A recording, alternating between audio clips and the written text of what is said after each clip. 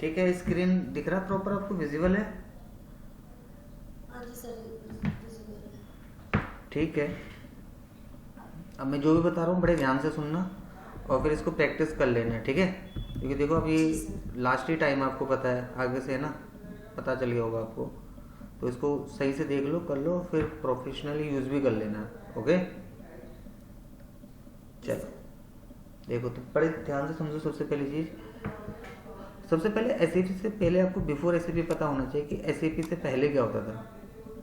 तो एसएपी से पहले एक कंपनी की अगर मैं बात कर लूँ, तो कोई भी एक कंपनी मल्टीपल सॉफ्टवेयर यूज़ करती थी। कोई टैली, कोई एक्सेल, कोई कोई बुक, कोई इन्वेंट्री मार्क, कोई वेबटल, ये सारे के सारे सॉफ्टवेयर है। जैसे टैली अकाउंट्स का सॉफ्टवेयर है, ऐसे एक्सेल भी सॉफ्टवेयर है, क्विक बुक भी सॉफ्टवेयर है, यूरोपियन कंट्रीज काम करती हैं, इन्वेंट्री के लिए भी सॉफ्टवेयर, वेबटल भी सॉफ्टवेयर, सारे के सारे सॉफ्टवेयर है।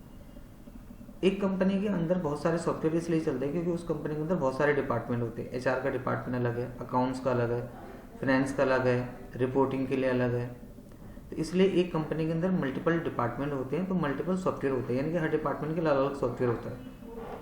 अब प्रॉब्लम क्या आती है, अगर रिकॉर्ड करें, है ना, जैसे अगर एक कंपनी का हमें फाइनल रिपोर्ट क्रिएट करना है, तो आपका डेटा आपको अलग अलग जगह से उठाना पड़ेगा। मान के चलो एक कंपनी है और एक कंपनी के अंदर 5 सॉफ्टवेयर चल रहे हैं, तो उन 5 के 5 सॉफ्टवेयर का डेटा अलग अलग जगह सेव हो रहा होगा। टैली का डेटा टैली में सेव हो रहा होगा, एक्सेल का डेटा एक्सेल में सेव हो रहा होगा। और अगर आपको उसका रिकॉर्ड रखना है तो रिकॉर्ड अलग अलग प्लेटफॉर्म पे होगा। टैली का रिकॉर्ड टैली में, एक्सेल का रिकॉर्ड एक्सेल में, हर किसी का रिकॉर्ड उसके प्लेटफॉर्म पे। और उसके बाद आती है रिपोर्टिंग की बारी। तो अगर आपको रिपोर्टिंग बनानी पड़ेगी तो रिपोर्टिंग एक टाइम टेकिंग प्रोसेस हो जाता है, क्योंकि उसके अंदर डेटा को मेंटेन करना, उसका रिकॉर्ड देखना, उसकी रिपोर्टिंग बनाना, वो काफ़ी टाइम टेकिंग प्रोसेस हो जाता है। तो पूरा का पूरा इंटीग्रेट करना पड़ता है आपको, यानी कि आपको आपका सर्वर से जितना भी काम आपने किया हुआ है वो सारा का सारा आपको इंटीग्रेट करना पड़ेगा। इंटीग्रेट मतलब क्या हो गया, आपको कंसोलिडेट करना पड़ेगा, मर्ज करना पड़ेगा, देन जाके आप फाइनल रिपोर्ट बना पाओगे। बस सीधी सी बात है, एक कंपनी के अंदर 5 बैलेंस शीट तो नहीं बनेगी, एक ही बनेगी, एक ही प्रॉफिट एंड लॉस होगा, एक ही ट्रायल बैलेंस होगा, है ना, उसका एक ही स्टॉक, एक ही वेंडर मास्टर की रिपोर्ट होगी, मतलब अलग अलग प्लेटफॉर्म पे नहीं बनेगी। तो एक ही टाइम टेकिंग प्रोसेस था।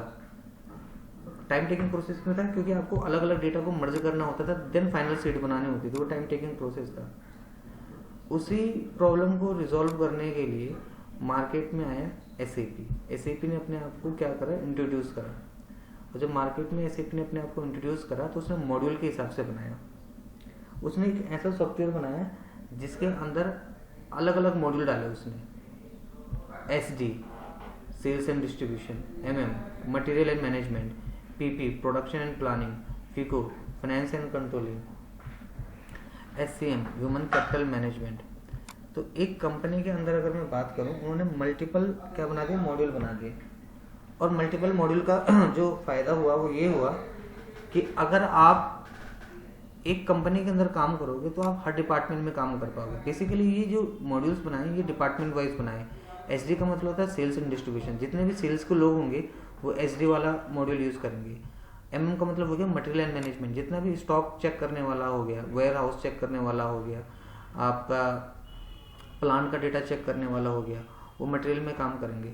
जो पीपी में काम करेंगे वो प्रोडक्शन में चेक करेंगे, प्लानिंग करेंगे। जो फीको में करेंगे वो अकाउंट्स वाले होंगे। जो एचसीएम में करेंगे वो एचआर वाले होंगे। फीको वाले हो गए अकाउंट्स वाले, एचसीएम वाले हो गए ह्यूमन कैपिटल मैनेजमेंट वाले, एचआर वाले। तो बेसिकली उन्होंने क्या करा, अलग अलग क्या बना दी, पोस्ट बना दी एक तरीके से।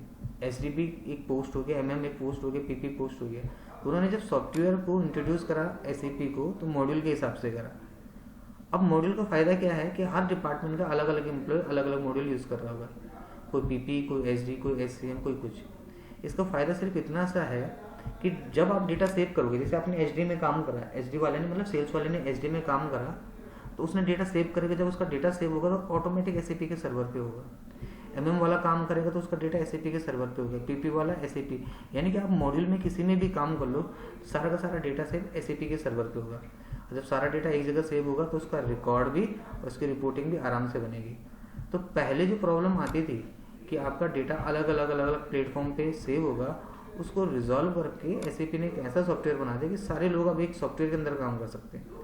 अलग अलग सॉफ्टवेयर नहीं यूज़ करना पड़ेगा, सॉफ्टवेयर एक होगा, सारा डेटा एक जगह होगा रिकॉर्ड, तो उसका रिकॉर्ड रिपोर्टिंग आराम से बन जाएगी। अब SAP के 2 वर्जन होते हैं, SAP चलता है वर्जन के हिसाब से, एक होता है ECC वर्जन, एक होता है S/4HANA, यानी कि SAP के जो होते हैं 2 वर्जन होते हैं, एक हो गया ECC का मतलब होता है ERP सेंट्रल कंपोनेंट, और एक हो गया S/4HANA सूट्स फॉर HANA। तो ECC जो चलता था वो 1972 से 2015 तक चलता था, यानी कि ओल्ड वर्जन बोल सकते हैं इसको, प्रीवियस वर्जन। और S/4HANA जो अपडेटेड वर्जन है वो है 2015 से लेके अभी तक जो चल रहा है। तो वर्जन क्या होते हैं, वर्जन होते हैं आपके, जैसे एक्सेल है, मैंने यहाँ पे एग्जांपल दे रखा है, एक्सेल है, तो एक्सेल के वर्जन होते हैं 2010, 2013, 16, 21, अलग अलग वर्जन है। तो ऐसे SAP के भी वर्जन होते हैं, एक हो गया ECC और एक हो गया HANA। जो हमने सीखना वो लेटेस्ट सीखना है, S/4HANA। अगर आपको लेटेस्ट वर्जन आता है तो आप प्रीवियस में भी काम कर सकते हो, क्योंकि आपको नई चीज़ें आती हैं तो आप पिछले वाला भी काम कर सकते हो। लेकिन अगर आपको पीछे सीखा हुआ है, कोई प्रीवियस वर्जन आता है, तो लेटेस्ट में काम करना मुश्किल होता है। इसलिए जो भी सीखते हैं वो S/4HANA में सीखते हैं। अब SAP कैसे काम करे उसको देखते हैं। मैंने एग्जांपल दिया यहाँ पे कंपनी का, जैसे मैंने बोला यहाँ पे एक कंपनी है जिसका नाम है TCS, और TCS के पास SAP का सर्वर है, क्योंकि TCS एक बड़ी ऑर्गेनाइजेशन है, टाटा कंसल्टेंट सर्विस, और इसके पास मतलब काफ़ी सारा वर्क प्रोफाइल होता है, काफ़ी सारा काम होता है, काफ़ी सारे प्रोजेक्ट्स होते हैं, और ऑल ओवर द वर्ल्ड चल रहा है। तो इसको ऑब्वियस सी बात है, एक ऐसा सॉफ्टवेयर चाहिए होगा जिसमें अपना प्रॉपर डेटा मेंटेन कर सके। तो इसने एक सॉफ्टवेयर खरीद लिया जिसका नाम है SAP। अब जिसने SAP का सॉफ्टवेयर खरीदा तो SAP के सॉफ्टवेयर के अंदर इसने क्या करा, अपना डेटा मेंटेन करना शुरू करा। मतलब इस दुनिया में कोई भी सॉफ्टवेयर अगर यूज़ कर रही है कोई कंपनी, तो वो क्यों कर रही है, वो डेटा को मेंटेन करने के लिए करेगी, उस डेटा को अपने सर्वर पर मेंटेन कर सके। कोई भी कंपनी अगर कोई सॉफ्टवेयर यूज़ करती है तो डेटा मेंटेन के लिए करती है।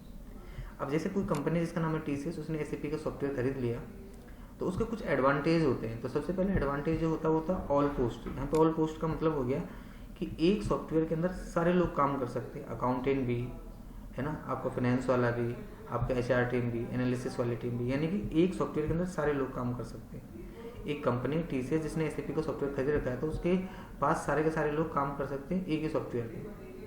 उसके बाद होता है डिलीट, उसके सर्वर से कोई डेटा डिलीट नहीं कर सकता है, वो सिक्योरिटी लेस सॉफ्टवेयर है। कस्टमर सेटिस्फैक्शन है, जितने भी लोग SAP का सॉफ्टवेयर यूज़ कर रहे हैं सब कस्टमर सेटिस्फाइड है, वो बोलते हैं बहुत अच्छा सॉफ्टवेयर है। और ये SAP का जो सॉफ्टवेयर है ऑल ओवर द वर्ल्ड चल रहा है, यानी कि बोलूँ तो इसका 10 लाख रुपए इस सॉफ्टवेयर की कॉस्ट है, 200 करोड़ का ये सॉफ्टवेयर है, 10 लाख रुपए इसका इंस्टॉलेशन चार्ज है, 200 करोड़ का सॉफ्टवेयर है SAP का। अब किसी इतनी कोई कंपनी जिसके पास इतना अच्छा सॉफ्टवेयर होगा तो उसका डेटा बहुत अच्छे से सेफ होगा, सिक्योर होगा, है ना, उसका डेटा कोई हैक नहीं कर सकता, कोई डिलीट नहीं कर सकता, तो ऑब्वियस सी बात है उसका एडवांटेज है। लेकिन हर कंपनी के पास 200 करोड़ का अमाउंट नहीं है, तो कुछ छोटी कंपनी भी होती है, जैसे मैंने एग्जांपल दे रखा है यहाँ पे ABCD का। ये कुछ छोटी कंपनी है ABCDE, ये कुछ छोटी कंपनी है। अब इनके पास इतना पैसा तो नहीं है कि ये कंपनियाँ क्या करें, इतना बड़ा सॉफ्टवेयर खरीद लें। तो ये छोटी कंपनियां क्या करती हैं, कुछ छोटे सॉफ्टवेयर पे काम करना शुरू करती हैं, क्योंकि डेटा तो इनको भी मेंटेन करना है। कोई एक्सेल पे करता है, कोई टैली पे करता है, कोई बिजी पे करता है, कोई SQL पे करता है, कोई CRM पे करता है। यानी कि छोटी कंपनियां छोटे छोटे सॉफ्टवेयर यूज़ करना शुरू कर देते हैं, अपना डेटा वहाँ मेंटेन करना शुरू कर देते हैं। लेकिन डेटा तो मेंटेन करते हैं, लेकिन कहीं ना कहीं इनके ऑनर्स को ये लगता है कहीं ना कहीं कि यार हमारा डेटा भी बड़े प्लेटफॉर्म पे सेव हो। तो ये छोटी कंपनियां अपना सारा डेटाबेस क्या करती हैं, बड़ी कंपनी से रखवाती है। मतलब ये छोटी कंपनियां बड़ी कंपनी जैसे TCS इसको अप्रोच करके बोलती है कि आप हमारा सारा डेटाबेस अपने सर्वर पे रख दो SAP पे, इसके जो भी चार्जेस है हम देने के लिए तैयार है। अब क्योंकि SAP इतना महंगा सॉफ्टवेयर TCS ने खरीदा होगा, तो वो भी यही चाहेगा कि मेरे कुछ क्लाइंट्स बने जहाँ से मुझे पैसे आए। तो ये TCS नाम की कंपनी इनका डेटा अपने सर्वर पे सेव करती है। अब इस सेव करने का जो प्रोसेस होता है ना, वो ये होता है कुछ, इसको कौन सेव करता है, कैसे डेटा पे काम होता है, और SAP के अंदर आपकी क्या क्या पोस्ट होंगी। तो सबसे पहले ये लिखा पोस्ट इन SAP। जब SAP के अंदर काम करो तो आपकी ये पोस्ट होती है, end user, super user, power user, SAP auditor, freelancer, support, solution manager, consultant, project manager. कौन कौन क्या क्या होता है उसके बारे में मैंने यहाँ पे लिखा हुआ है। एंड यूज़र वो होता है, बड़े ध्यान से देखना, इनका जॉब वर्क लिखा हुआ है, बिल कंप्यूटर फिल, मतलब जितने भी आपके बिल होते हैं उनको कंप्यूटर पे फिल करने का काम एंड यूज़र का है। बिल कंप्यूटर फिल का मतलब है कि जितने भी बिल हैं उनको कंप्यूटर पे फिल करने का काम एंड यूज़र का है।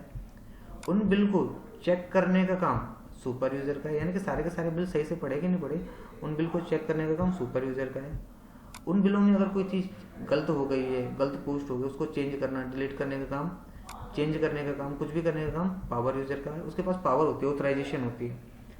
एक उस बिल को ऑडिट करने का काम, ऑडिट का मतलब क्या होता है, वेरीफाई करने का काम, ऑडिट करने का काम ऑडिटर का होता है। अगर किसी बिल में कोई प्रॉब्लम है और उसको शॉर्ट टर्म के लिए किसी को यूज़ करना है, मतलब जैसे कोई कुछ काम है और हम चाहते हैं कि यार थोड़ा सा तुम इसमें काम कर लो और इसको जल्दी से कंप्लीट करके दे दो, तो उसको बोलते हैं फ्रीलांसर। जो फ्रीलांसर होते हैं, उस बिल में या उस प्रोजेक्ट में अगर कल को कोई प्रॉब्लम आ रही है तो उसको टेक्निकल सपोर्ट की जरूरत होती है, तो वो कौन करता है, सपोर्ट टीम करती है। उसमें हेल्प की जरूरत होती है तो सॉल्यूशन करता है। जैसे कोई सॉफ्टवेयर नहीं चल रहा, कोई एम्प्लॉय आ नहीं रहा, तो सॉल्यूशन टीम उसको हेल्प करके देती है। उसको मैनेज करने का काम मैनेजर का होता है।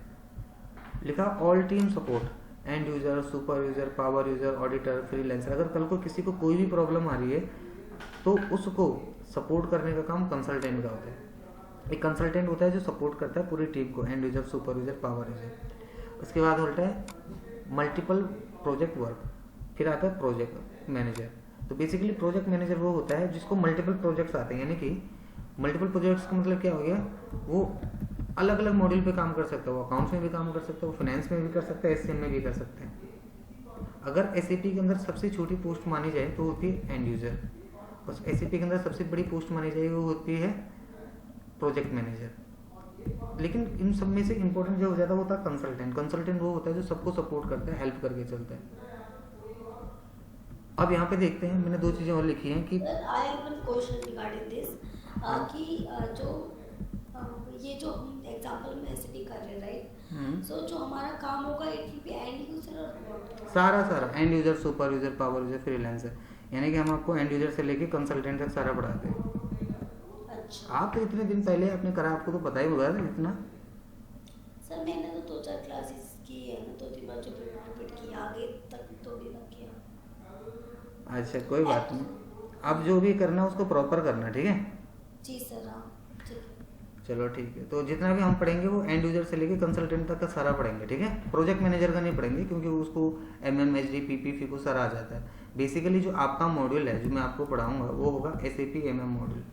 एमएम के लिए न किसी अकाउंट्स की जरूरत है, न किसी साइंस वाले की जरूरत है, इसको कोई भी कर सकता है। जैसे एक्सेल होता है ना, एक्सेल कोई भी कर सकता है, लेकिन प्रोग्रामिंग के लिए प्रोग्रामिंग की जरूरत होती है। एसएपी जो हम सीखेंगे, एमएम का मतलब होता है मटेरियल एंड मैनेजमेंट, उसके लिए ना किसी अकाउंटेंट की जरूरत है, ना किसी अदर क्वालिफिकेशन की जरूरत है।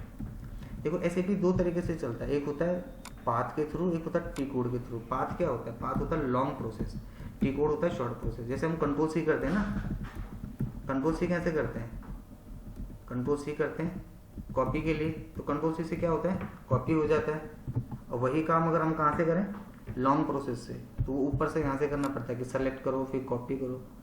तो हर चीज़ के दो तरीके होते हैं, ये शॉर्ट तरीके से कर सकते हो, ये लॉन्ग तरीके से कर सकते हो। हर सॉफ्टवेयर ऐसे ही चलता है।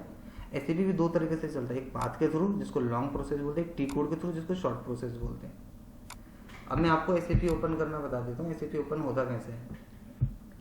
तो क्योंकि एसएपी क्लाउड बेस्ड पे और इसको डाउनलोड करने की जरूरत होती नहीं है, इसलिए आपको क्या करना होता है, विंडो के साथ आर दबाना होता है। जैसे हम यहाँ पे एक्सेल डालते तो एक्सेल खुल जाता है, विनवर्ड डालते विनवर्ड खुल जाता है। ऐसे ही यहाँ पे एक होता है MSTSC, MSTSC। जैसे मैं MSTSC डालूंगा तो ये खुल जाएगा, ओके कर देंगे। ओके करोगे तो एक विंडो खुल जाएगी, देखो इस तरीके से। यहाँ पे हमारी तरफ से आपको आईपी एड्रेस दिया जाएगा इस तरीके से, ये आईपी एड्रेस होगा, ये आपको यहाँ पे डालना होता है। और एक यूज़र नेम हमारी तरफ से दिया जाएगा, वो आपको डालना होता है। ये जो सॉफ्टवेयर है ये बिना नेट के नहीं चलेगा, इसमें नेट होना ज़रूरी है। तो आईपी एड्रेस डालोगे, यूज़र नेम डालोगे, कनेक्ट कर दोगे। उसके बाद आपके पास इस तरीके से एक विंडो खुल जाएगी। जैसे आप कनेक्ट करोगे बोलेगा पासवर्ड, तो हम एक पासवर्ड आपको अलॉट करेंगे, वो आपने डालना है, ओके करना है। देखो आपका सॉफ्टवेयर 1 सेकेंड में खुल जाएगा। और इसके लिए ना ही किसी रैम की ज़रूरत है कि आपको 8 GB रैम चाहिए, 10 GB रैम चाहिए। इस पे क्लिक करो, मतलब क्लाउड बेस पे तो आराम से 1 सेकेंड में खुल जाएगा, डाउनलोड नहीं करना पड़ता है सॉफ्टवेयर इन शॉर्ट बोल लो। ये देखो खुल गया यहाँ पे एसएपी लॉगिन, इस पर डबल क्लिक करेंगे, ये एसएपी का वर्जन है, देखो ऑटोमेटिक दिख रहा है। यहाँ पे लॉग ऑन पे क्लिक करेंगे, यहाँ पे यूज़र आईडी डाल देंगे और यहाँ पे हमारी तरफ से एक पासवर्ड अलॉट होगा वो डाल देंगे। यहाँ पे डॉट डॉट ऑलरेडी पड़ा होगा, इसका कोई मतलब नहीं है, वो इसलिए है ताकि कोई आपको पासवर्ड देख ना सके सिक्योरिटी बेस पे। एंटर मार देंगे तो आपका एसएपी ओपन हो जाएगा। देखो ये काटने के लिए, मैक्सिमाइज करने के लिए, मिनिमाइज करने के लिए, ये ऊपर के इसके टैब हो गए, ये इसके पाथ हो गया, ये पाथ एरिया होता है, ये इसका टी कोड एरिया होता है। तो जनरली हमने SAP के अंदर हमारा काम क्या होने वाला है, SAP MM के अंदर, SAP MM के अंदर हम सबसे पहला काम करते हैं क्रिएशन का, यानी कि हम एक कंपनी रजिस्टर्ड करते हैं अपने सर्वर के अंदर। तो वो मैंने सारा बना रखा है, बस आपको सिर्फ देखना है। ये देखो, तो पहली क्लास है हमारी जैसे SAP MM की, इसमें हम क्या करेंगे, इसमें हम अपने सर्वर पे एक कंपनी क्रिएट करेंगे। कंपनी क्या होती है, एक लीगल एंटिटी होती है जो रजिस्टर्ड होती है गवर्नमेंट ऑफ इंडिया के थ्रू, है ना। कोई भी कंपनी कहीं पे भी रजिस्टर्ड हो सकती है। जनरली जो हम कंपनी रजिस्टर्ड करेंगे अपने सर्वर पे, वो डेटा मेंटेन के लिए करेंगे। हम कंपनी क्यों रजिस्टर्ड कर रहे हैं, जैसे भी मैंने बताया, जो छोटी छोटी कंपनियां हैं जिनके पास SAP का सर्वर नहीं होता है, उनके डेटा को हम अपने सर्वर पे मेंटेन करते हैं। इसको बोलते हैं इम्प्लीमेंटेशन, वो हमने यहाँ करना है। तो इसका एक शॉर्ट तरीका होता है जिसको बोलते हैं OX15, और एक लॉन्ग प्रोसेस होगा जो इतना लंबा होता है। तो मैं आपको दोनों तरीके से कंपनी बनाकर दिखा दूँ। तो हमारा पहला टॉपिक होता है कंपनी क्रिएशन, एक कंपनी कैसे बनाते हैं। जैसे टैली में कंपनी बनाते हैं ना, कंपनी का नाम, एड्रेस, पोस्टल कोड, ऐसे इसमें कंपनी बनाते हैं। तो ये जो भी होता है ये क्लाउड बेस पे चलता है, इसलिए जिसके ना स्टैंडर्ड कोड होते हैं। जैसे यहाँ पे OX15 है, ये स्टैंडर्ड है। आप इंडिया में या इंडिया के बाहर कहीं भी किसी भी कंट्री में आप क्या डालते हो, OX15 डालते हो, तो ये ग्लोबल कोड है। ग्लोबल मतलब क्या, स्टैंडर्ड है, हर जगह एक ही है। जैसे कंट्रोल C होता है ना, कॉपी करने के लिए, तो कंट्रोल C से क्या होता है कि हम अपना डेटा क्या करते हैं, कॉपी कर लेते हैं। तो इंडिया में बैठ के कंट्रोल C दबाएंगे तो भी कॉपी होगा, ऑस्ट्रेलिया में बैठ के दबाएंगे तो भी कॉपी होगा कंट्रोल C से। ऐसे ये भी है, किसी भी कंपनी के अंदर आपको कंपनी बनानी है, किसी भी कंपनी में जाते हो और वहाँ SAP का सर्वर ओपन कर रहे हो और वहाँ पर डेटा मेंटेन कर रहे हो कंपनी क्रिएट करने के लिए, तो OX15 से ही बनेगा। तो जैसे कि शॉर्टकट होते हैं, एक्सेस के भी सेम होते हैं। हाँ, तो यहाँ पे शॉर्टकट डालना आपने OX15। जैसे आप OX15 डालोगे, ज़्यादातर 90% जो टी कोड हैं वो 4 डिजिट के ही हो लेंगे, हो सकता है ज़्यादा भी हो जाए, और 90% 4 डिजिट के टी कोड होते हैं। तो जैसे मैंने यहाँ पर डाला OX15, जैसे OX15 डालूंगा, देख ले एक विंडो खुल जाएगी। यहाँ पे OX15 डालेंगे, एंटर मारूंगा तो यहाँ पे एक विंडो खुल जाएगी। हमेशा ये याद रखना है कि किसी चीज़ को बनाने के लिए न्यू का यूज़ करते हैं। जैसे मुझे एक कंपनी क्रिएट करनी है तो हमेशा न्यू एंट्री का यूज़ करते हैं, तो उसका नाम डाल देंगे यहाँ पे। तो जैसे मैंने एक कंपनी क्रिएट कर दी DIET के नाम से, ये मेरी एक कंपनी है DIET। ये कुछ आसान सा नाम डाल देते जो हमें याद हो जाए। मैंने डाल दिया जैसे मोटो PVT LTD, मोटर होते ना, हीरो मोटो गाड़ी, ऐसे मैंने एक मोटर का क्या बना लिया, कंपनी रजिस्टर कर लिया। तो यहाँ पे कंपनी, उसका नाम, उसका स्ट्रीट का मतलब क्या होता है ना, स्ट्रीट की कौन सी गली में रहती है, कौन सा पोस्टल कोड है, दिल्ली में है, पोस्टल कोड क्या हो गया, पिन कोड हो गया, सिटी क्या हो गया, न्यू दिल्ली, कंट्री क्या हो गया, इंडिया, लैंग्वेज क्या यूज़ करेंगे, इंग्लिश, करेंसी INR। यानी कि आपको एक बेसिक डेटा फिल करना है। अब लिखा है कंट्री में इंडिया ही डालेंगे। हो सकता है हमारी जो हम जिस कंपनी का डेटा मेंटेन करें वो इंडिया में ना हो, तो यहीं पे क्लिक करेंगे, उसका कोई और कंट्री है तो वो डाल दो। सपोज हो सकता है वो ये कंट्री हो, ऑस्ट्रेलिया हो, कंट्री कोई भी हो सकती है। जनरली ऐसे भी हम इंडिया के अंदर हम तो इंडिया का डेटा मेंटेन कर रहे हैं, तो यहाँ पे कंट्री डाल देंगे। लैंग्वेज क्या होती है, इंग्लिश। देखो कोई आपसे पूछे SAP कितनी कंट्रीज में रन कर रहा है, तो यहीं पे क्लिक करो, यहाँ से दिख जाएगा आपको। ये बोल रहा है SAP 249 कंट्रीज में रन करता है। SAP कितनी लैंग्वेज में रन कर रहा है, इंग्लिश तो डाल रखा, और क्या डाल सकते हैं, तो यहाँ पे लिखा 45, यानी कि Arabic, Danish, German, French, Hindi, बहुत सारी लैंग्वेजेस है। करेंसी का मतलब क्या हो गया, INR, किस करेंसी में कर रहे हो। हम ये तो बोलते हैं इतने रुपए का है, ऐसे तो बोला कितने डॉलर का है, लेकिन टोटल कितनी करेंसी में ये SAP का सॉफ्टवेयर रन करता है, 162 करेंसी। मतलब आप इतनी सारी करेंसी को डेटा मेंटेन कर सकते हो। तो आपको अपने सर्वर पे ये चीज़ें डालनी है। यहाँ पे 2 ऑप्शन आते हैं इसके बाद, कंपनी बनाने के बाद, यहाँ पे होगा सेव और एक कैंसिल। तो सेव पे क्लिक करना है। अब अच्छा, इस नाम से ऑलरेडी देखो, जब भी कोई एरर आता है ना वो नीचे आ जाते हैं। यहाँ पे लिखा है an entry already exit with the same की। SAP के अंदर कोई भी ऐसी चीज़ जो ऑलरेडी क्रिएटेड है उस नाम से बन नहीं सकता, देखो, क्योंकि इस नाम से ऑलरेडी क्रिएटेड है। तो मैं एक ऐसा नाम डाल देता हूँ जिस नाम से क्रिएटेड नहीं हो। तो मैंने डाला सपोज RRYY एग्जाम्पल के लिए। अब यहाँ पे इसका नाम चेंज कर देता हूँ, RRYY डाल दिया। यहाँ पे सिर्फ 4 ही डिजिट का बना ना, SAP के अंदर मैंने बताया ना 99% चीज़ें 4 डिजिट की बनती है। तो जब भी कोई कोड बनाओ, कुछ चीज़ें बनाओ, 4 डिजिट की बनाओ। देखो ये रहा, जैसे आपने PNB सुना तो PNB 3 डिजिट्स का हो गया, मतलब 4 डिजिट्स से ऊपर कम ही कंपनीज होंगी। टाटा हो गया TATA, आपने सुना होगा येस बैंक तो YES yes, BOI bank of India, CTCI, मतलब कोई भी आप चीज़ें डालो वो 4 डिजिट की आपको मिलेंगी। तो कंपनी का नाम, स्ट्रीट, पोस्टल कोड ये सब डाल दो और यहाँ पे सेव कर दो। जब सेव करोगे तो एक विंडो खुलेगी, ये देखो। अब इसमें 2 ऑप्शन आ रहे हैं, एक आ रहा है ग्रीन और एक आ रहा है रेड। तो आपको हमेशा ग्रीन पे क्लिक करना होता है सेव करने के लिए। तो यहाँ पे लिखा आएगा डेटा वॉज सेव्ड, कि हमने एक कंपनी बना ली अपने सर्वर पे। तो इसको बोलते हैं कंपनी बनाना। बैक आना है, यहीं से बैक आ जाएंगे, ये होता है बैक। या एस्केप में एक बटन होता है, एस्केप लैपटॉप में, ये देखो। अब मैंने कंपनी बना ली। देखो SAP में यही फ़ायदा है कि जो चीज़ जहाँ बनती है वहीं से दिख भी सकती है। अगर मैंने एक चीज़ बना ली है तो अगर उसको चेंज करना है या डिलीट करना है या उसको देखना है तो यहीं से OX 15 से। कैसे देखो, OX 15 टी को डाला मैंने, एंटर मारा। मुझे कंपनी बनानी थी तो मैंने न्यू एंट्री पे क्लिक करा, तो यहाँ से मैंने कंपनी को बनाया, name, city, postal code. Back आता हूँ।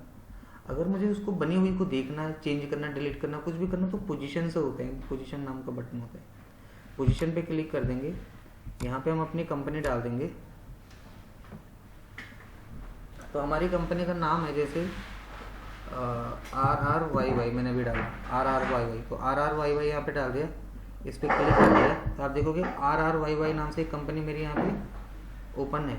इस पर डबल क्लिक करूँगा तो ये खुल गई, देखो। तो SAP में ये चीज़ याद रख लेना, कोई भी चीज़ बनती है वहीं से वो चीज़ बनेगी तो चेंज भी वहीं से होगी। जैसे न्यू एंट्री से बन रही है तो बनाने के लिए हमेशा न्यू एंट्री का यूज़, उसको देखने के लिए है ना। बनने के बाद क्या कर सकते हैं, किसी चीज़ को बनने के बाद हम उसको देख सकते हैं, चेंज कर सकते हैं या डिलीट कर सकते हैं, तो पोजीशन से होगा। यहाँ पे गए RRYY, बस इसको याद होना चाहिए हमने डाला क्या है, ये डालना है।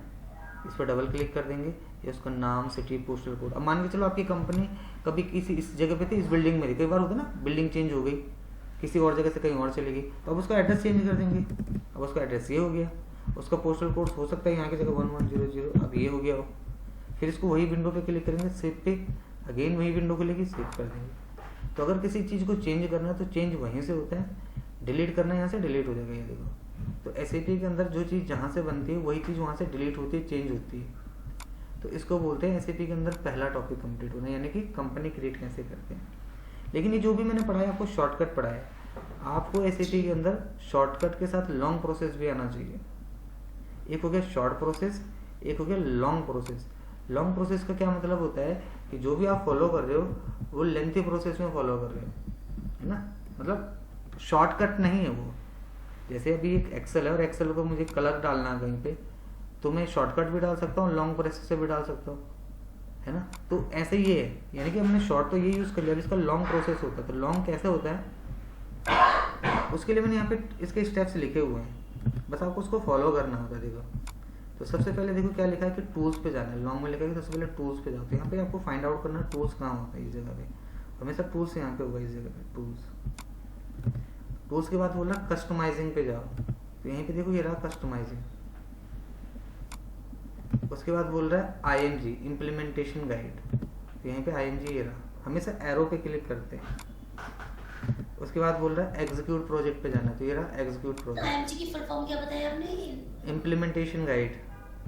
Okay, implementation guide. यहाँ पे होता है SPRO, system application production for data processing. इस पे डबल क्लिक करेंगे, ये विंडो खुल जाएगी। फिर बोल रहा है SAP रेफरेंस IMG, देखो यहाँ पे लिखा होगा SAP रेफरेंस IMG। उसके बाद होता है इंटरप्राइज स्ट्रक्चर, ये रहा इंटरप्राइज स्ट्रक्चर। इसके बाद लिख रहा है डेफिनेशन, ये रहा डेफिनेशन। फिर लिख रहा है फाइनेंशियल अकाउंटिंग, तो यहाँ पे आपको दिखेगा फाइनेंशियल अकाउंटिंग। एरो पे क्लिक करते हैं हमेशा। फिर लिख रहा है डिफाइन कंपनी, ये रहा डिफाइन कंपनी। जब आपको फाइनल पे क्लिक करना होता है उसके वॉच पे क्लिक करते हैं तब। और फिर उसके बाद न्यू एंट्री, यही तो पढ़ाया था अभी मैंने आपको। जब अभी कंपनी क्रिएट करी थी तो न्यू एंट्री से हमने कंपनी बनाई थी, नाम, city, postal code, pin code, ये उसका पोजीशन से देखते हैं। तो दोनों प्रोसेस है, लेंथी प्रोसेस बहुत ज़्यादा लेंथी है और शॉर्ट प्रोसेस बहुत ज़्यादा शॉर्ट है। बस आपको उसको फॉलो करना होता है। जैसे आप इसको OX 15 से भी बना सकते हो, इससे बना सकते हो, मतलब दोनों में से एक तरीका याद रख लो। ये लॉन्ग प्रोसेस याद रख लो, ये शॉर्ट प्रोसेस याद रख लो। जो प्रोसेस याद हो सकता है उसको याद रखो और याद करने के बाद उसको प्रैक्टिस करो। तो ये हो गया हमारा फर्स्ट टॉपिक जिसको बोलते हैं कंपनी बनाना।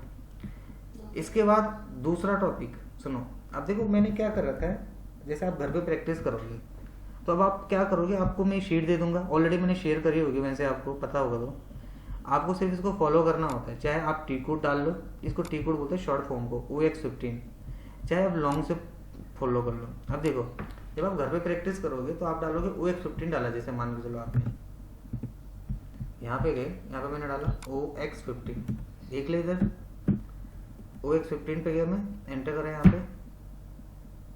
अब यहाँ पे न्यू एंट्री पे क्लिक करा, न्यू तो बनाएंगे।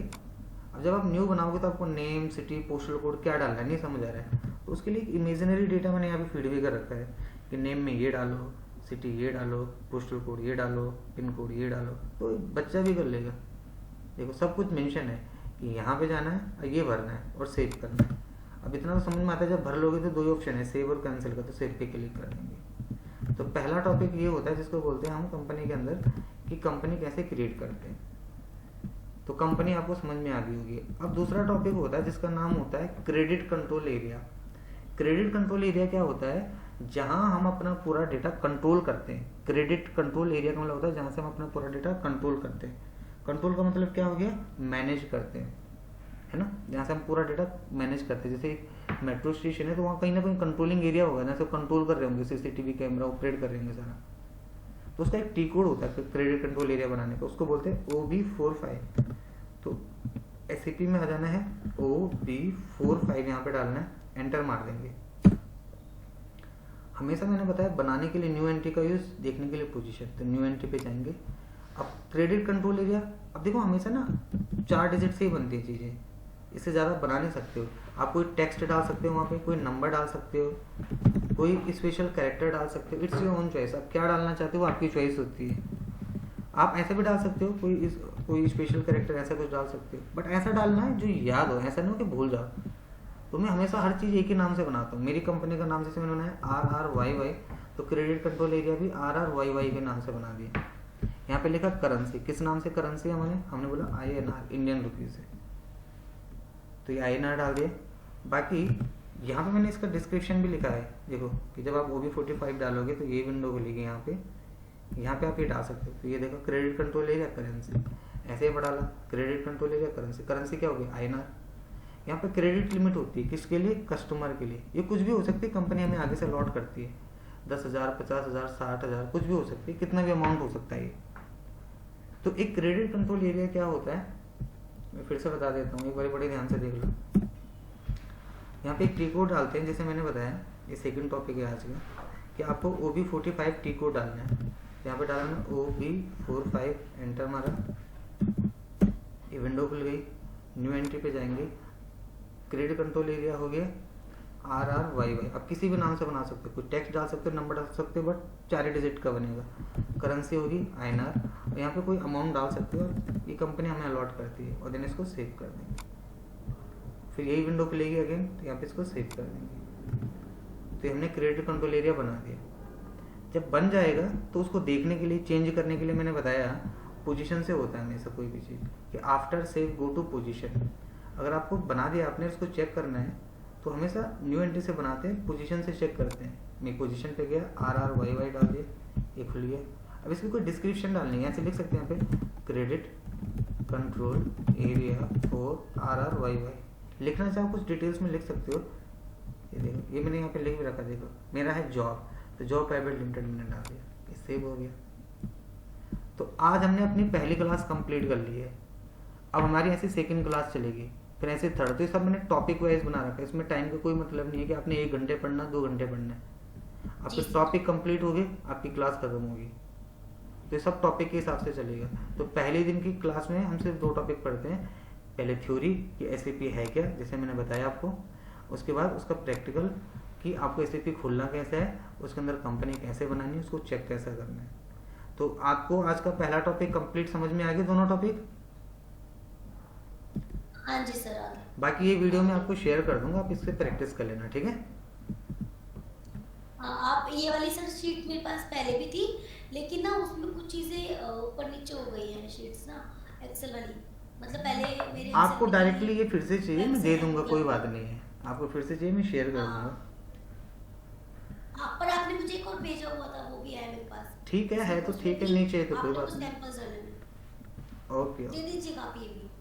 हाँ वही तो बोला, अगर चाहिए मैं आपको शेयर कर दूंगा।